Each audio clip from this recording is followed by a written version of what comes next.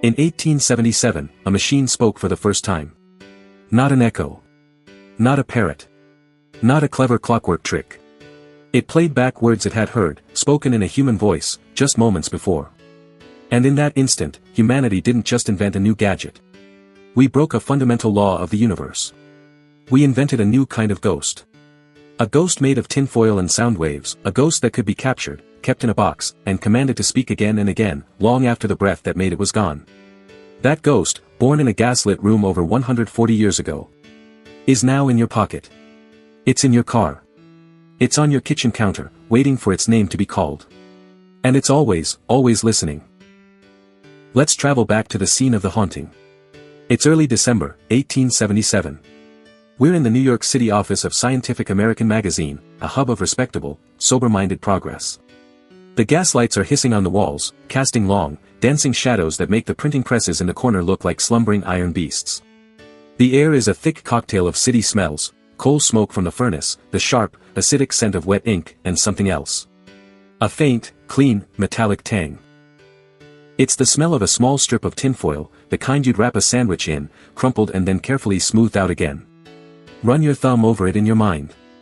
Feel that cold grit, those thousands of tiny ridges and valleys, like a miniature mountain range, or like hail dimples on a tin roof. On the desk sits the source of the haunting. It's a strange little apparatus of polished brass and raw nerve. A hand crank, a small horn that looks like a hearing trumpet, and a diaphragm with a sharp needle, a stylus, poised over a grooved cylinder, all guided by a lead screw. Thomas Alva Edison walks in. He's only 30 years old, but he's already a legend. The press already calls him the Wizard of Menlo Park. They say he pulls inventions from the air. But today, he looks less like a wizard and more like a tired, determined mechanic, his clothes probably smelling of machine oil and chemicals from 1,000 failed experiments. He sets his machine down on the editor's desk as if he's laying a living, breathing pulse on the table. The editors gather around, men of science, their faces etched with skepticism. They've seen it all. Perpetual motion machines. Phony mediums. Every charlatan with a new kind of snake oil. They expect a gimmick. Edison, without much ceremony, takes the slip of tinfoil and wraps it carefully around the brass cylinder. He leans into the little horn, his mouth close to the diaphragm. He starts to turn the crank, a steady, rhythmic motion. And he speaks, almost shouting into the machine. Mary had a little lamb, its fleece was white as snow. As he speaks, the stylus shivers, vibrating with the force of his voice. It bites into the soft foil, scarring it, embossing a microscopic, jagged line that follows the groove around the cylinder. A fossil of his words.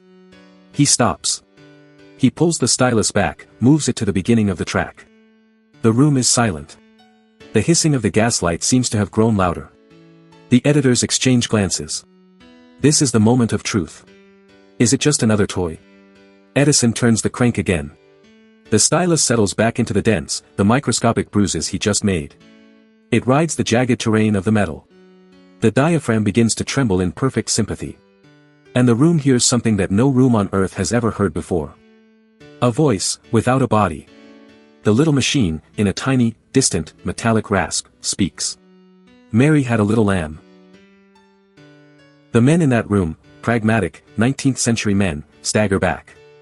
One account says they turned pale. This wasn't a trick. It wasn't an echo, which fades. This was a memory, which waits. The astonishment wasn't in the sound made. It was in the sound returned. For the first time in human history, the fleeting, ephemeral breath of a person had been trapped, held captive in metal, and released on command. The question that hung in that gaslit air is the same question we're wrestling with in our server farms and smart homes today. Did we just invent a way to store memory outside the body, or did we just find a better way to make ghosts? But here's the secret history. Edison's ghost wasn't actually the first one ever captured. It was just the first one that learned how to speak. 20 years earlier, in Paris, another ghost was trapped in a prison of soot and paper, doomed to absolute silence for over a century. Take the foil from Edison's desk and look at it under a microscope. It's evidence. A crime scene of time itself. Each tiny dent is a pressure bruise left by a syllable. It is a perfect topography of breath, mapped into metal. It is a fossil of a sound wave. Edison's staggering genius, the thing that changed the world in that office, wasn't capturing the sound. It was the magic of playback. Now, let's wind back the clock. We're in Paris, 1857. In a dusty workshop, an inventor, printer, an amateur scientist named Edward Leon Scott de Martinville is obsessed. But he's not obsessed with playing back sound. He thinks that's a frivolous, pointless idea. He is on a far more academic quest. He wants to see sound. He believed that if he could translate the chaos of sound waves into a clean, written form, he could create a universal language of phonetics, a kind of perfect stenography written by the air itself. He wasn't trying to build a stereo, he was building a microscope for the voice. He called his invention the phonograph, the sound writer. It was a beautiful, almost organic device. An acoustic horn, shaped like a flower, funneled sound to a membrane made from parchment. Attached to the membrane was something exquisitely low-tech, a single, stiff bristle from a wild boar. As the membrane vibrated with the sound, the bristle scratched a delicate, wavy line across a sheet of paper that had been blackened with soot from a smoking oil lamp. It was sound, made visible. A photograph of a voice. He captured hundreds of these sound fossils, these phonograms. He could see the rhythm of his own voice, the shape of a musical note. But he could never, ever hear them. To him, playback was as impossible as unscrambling an egg. Imagine inventing a camera, taking photos for years, but never figuring out how to develop the film. Scott de Martinville died in 1879, 2 years after Edison's triumph, completely broke and convinced his life's work had been a fascinating failure. Now, jump forward 148 years, to 2008. We're in a clean room at the Lawrence Berkeley National Lab in California.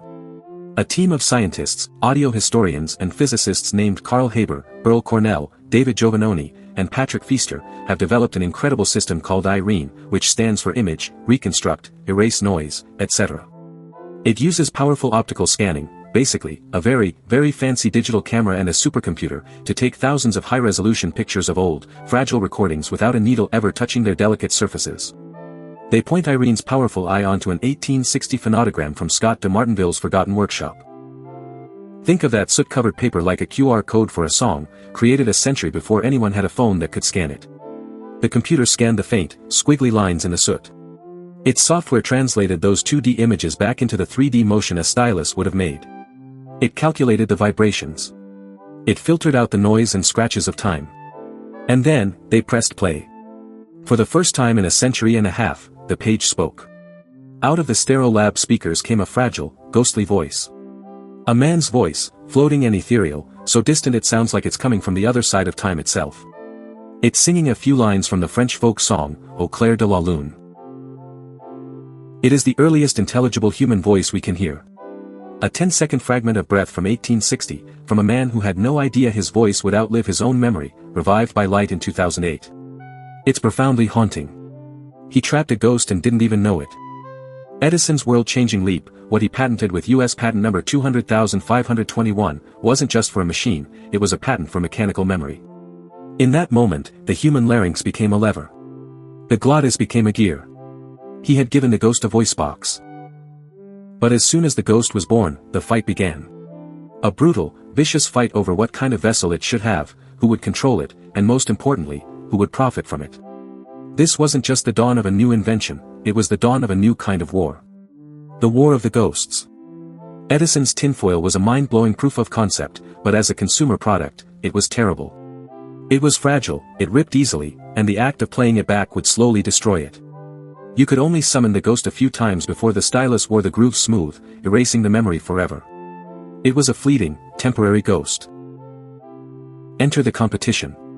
In one corner, you had a new, powerful and well-funded lab, the Volta Laboratory, spearheaded by a powerful duo, Chichester Bell, the cousin of telephone inventor Alexander Graham Bell, and a brilliant engineer named Charles Sumner Tainter. Bell and Tainter saw Edison's tinfoil phonograph and had the same reaction a modern engineer would have to a clunky prototype: cute trick.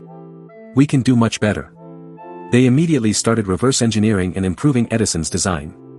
Their first big move was to ditch the flimsy foil and replace it with a sturdy cardboard cylinder coated in a layer of wax. The stylus could now engrave a much deeper, cleaner, more permanent groove. The sound was louder, clearer. The recording was far more durable. They called their improved machine the graphophone. Edison was livid. He saw this as a personal attack, a theft of his intellectual property, of his ghost. He had been focused on his next great obsession, the electric light bulb, and had left his phonograph to languish. Now, these upstarts were moving in on his territory. He launched a vicious public relations and legal war, claiming they had stolen everything from him. He doubled down on cylinders, eventually moving to solid wax himself to compete. The first format war had begun. It was a brutal fight between patents, companies, and egos. A fight over the very shape of recorded memory. But then, a third fighter stepped into the ring and changed the entire game, rendering the cylinder versus cylinder debate almost moot. His name was Emil Berliner, a German-born immigrant working in Washington, D.C. He looked at these cumbersome cylinders and had a fundamentally different idea. He asked, why does the memory have to be on a fragile, hard-to-store cylinder? Why can't it be flat? He invented the gramophone. It used a flat disc, a record. This alone was a major innovation for storage. But his true, world-changing genius was in the recording process. Edison's and Bell's styluses cut a groove that went up and down in depth, what we call a vertical cut. Berliner's stylus cut a groove that went side to side, like a snake wiggling along a path, a lateral cut. This seems like a minor technical detail, but it was everything. Why? Because you could use the original recording, a zinc disc coated in wax, to create a negative metal master, a stamper. And from that one stamper, you could press thousands, even millions, of identical, durable copies in a substance called shellac. This was the quantum leap.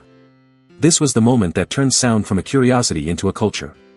Edison's and Bell's cylinders were, at their heart, office dictation machines.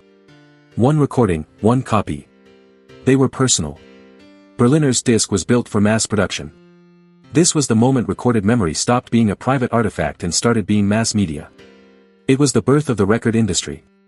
Now, a memory, a performance, a song, wasn't just something you could keep. It was something you could package, market, and sell to the entire world. The Ghost was no longer just a personal specter, it was a commercial product. The War of the Ghosts had even more players. While they all fought over the best way to cut grooves, a Danish inventor named Valdemar Poulsen had a truly radical thought in 1898. What if you didn't need a groove at all? His invention, the telegraph one, used an electromagnet to record sound as invisible patterns of magnetic force on a long steel wire. No groove, no physical scar, just a ghost haunting the atomic domains of iron. It was the birth of magnetic recording, but it was a technology far ahead of its time. It couldn't compete with the disc. That technology lay mostly dormant for decades, until the 1930s, when German companies AEG and IG Farben perfected it. They replaced the clumsy steel wire with a plastic tape coated with fine iron oxide powder. They called it the magnetophone. The sound quality was revolutionary, so good that it became a German state secret during World War II, used for propaganda broadcasts. After the war, an American Army Signal Corps engineer named Jack Mullen, stationed in Germany, stumbled upon two of these machines, shipped them home piece by piece, and showed them to Bing Crosby's audio engineers. Crosby, the biggest star in America, hated the tyranny of doing live coast-to-coast radio shows. This high-fidelity tape recorder was his holy grail. It allowed him to pre-record his shows with pristine, live quality. American broadcasting, and the entire music industry's recording process, was changed forever. From there, the evolution of the Ghost went into overdrive. Tape gave way to pulse code modulation in the 1970s, which taught us how to stop capturing an analog wave and start counting it, turning the smooth curve of sound into a series of discrete numerical snapshots. This is the birth of digital audio. Then came the compact disc in 1982, beating that digital code into shiny polycarbonate with lasers, promising perfect sound forever. And in the 1990s, Germany's Fraunhofer Institute gave us the MP3. The MP3 taught machines the most human trick of all, how to forget. Using the science of psychoacoustics, it strategically throws away all the sonic information our brains and ears supposedly can't perceive, all to make the file smaller, more portable. Think about the arc of that journey. We didn't just teach a machine to remember. We taught it how to edit, how to compress, and finally, how to strategically forget. We outsourced not just our memory, but our perception of reality. Now, our ghosts don't live in foil or wax. They live as compressed data, ethereal streams of ones and zeros, poured through codecs and stored in invisible clouds. When Edison first unveiled his phonograph, he listed 10 potential uses for it with a showman's absolute certainty. Looking at that list today is eerie. It's not a product plan, it's a prophecy. It's the blueprint for the entire 20th and 21st centuries. He listed letter writing and dictation without the aid of a stenographer. Today, you call that a voice note. You dictate texts to your phone. The Ghost is now your personal secretary. He listed phonographic books, which would speak to blind people. He perfectly predicted the audiobook, now a multi-billion-dollar industry. He listed the preservation of the sayings, the reminiscences, of a deceased member of a family. A century later, we have voicemails from loved ones who are gone, saved for years. We have videos of their laugh, their stories saved on a hard drive. The ghost has become our most cherished comfort in grief. He listed clocks that should announce in articulate speech the hour of the day. Today, you call her Alexa, or Siri. You call him Google. The ghost now tells you the weather and plays your music. The most powerful transformations happened when these ghosts were put to work. After 1902, the world-famous tenor Enrico Caruso began recording his voice on Berliner's gramophone discs. Suddenly, the sublime experience of hearing the greatest singer alive was no longer confined to the elite who could afford a ticket to the Metropolitan Opera in New York. You could buy his presence, on demand, for a few dollars, and bring him into your living room in Omaha. A human voice became a global commodity. A man became an industry. Celebrity was born. And inevitably, the ghost became a witness. A voice, captured, became undeniable evidence. It sealed testimony in shellac, then tape. It made wiretaps into invisible stenographers. It gave us the cockpit voice recorder, the black box, a machine that remembers the final, desperate moments with perfect, chilling clarity when the living cannot. A recorded voice became proof. But the instant it became proof, it also became prey. This fundamental shift created a permanent split in our reality, a condition so profound that philosophers of sound gave it a name. Pierre Schaeffer called it acousmatic, the act of hearing a sound without seeing its source. Arthur Murray Schaeffer called it schizophonia, the deep, often unnerving split between a sound and its origin. The event of 1877 made this schizophonia routine, normal. We got used to hearing ghosts. But there's a dark paradox at the heart of this triumph. A devil's bargain we all made without ever reading the fine print. And it explains why, in a world that can remember everything, we feel like we're forgetting more than ever. Look at the human pattern. We have always feared forgetting. We fear our own frailty, our mortality. We hope to speak beyond our short span of years. So we invent technologies to outsource that frailty. Writing externalized our words and thoughts. Photography externalized light and vision. Sound recording externalized presence itself. But the paradox is this: we record to remember, and in doing so, we begin to forget how to remember on our own. Psychologists call it cognitive offloading. We offload our memories to our machines.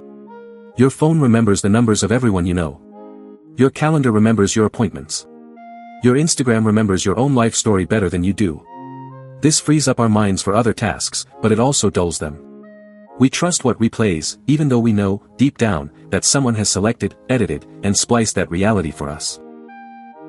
A voice, once it's captured and removed from the body, behaves differently. It's a rogue element. It can be sold as a product. It can be replayed endlessly. It can be recontextualized to mean something the speaker never intended. It can be weaponized. That off-the-cuff remark can become a political scandal. That tender voicemail can become an instrument of blackmail. With every single upgrade, from tinfoil to wax to shellac, tape to code, the human voice has become both more permanent and less personal. More durable, and infinitely more dangerous. Now, hold the ghostly fingerprints of 1877 against your own life, right now. Those voice notes you send are the direct grandchild of Edison's dream of letter writing by talking machine. Your voicemail is his memo pad, dressed up for a global network. In courtrooms, on police bodycams, on your Ring doorbell, the ghost is still a star witness. But now, it's evolving into something new.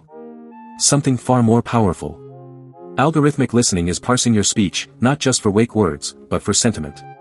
For intent. For signs of depression or excitement. It's turning your private speech into cold, hard data. Your tone of voice becomes a marketing score. The unique timbre of your laugh becomes part of a profile for advertisers. We aren't just recording the ghost anymore. We're performing a constant, automated autopsy on it. And now, we've reached the final, terrifying frontier. Voice cloning and deepfakes. Presence has become completely unmoored from the person.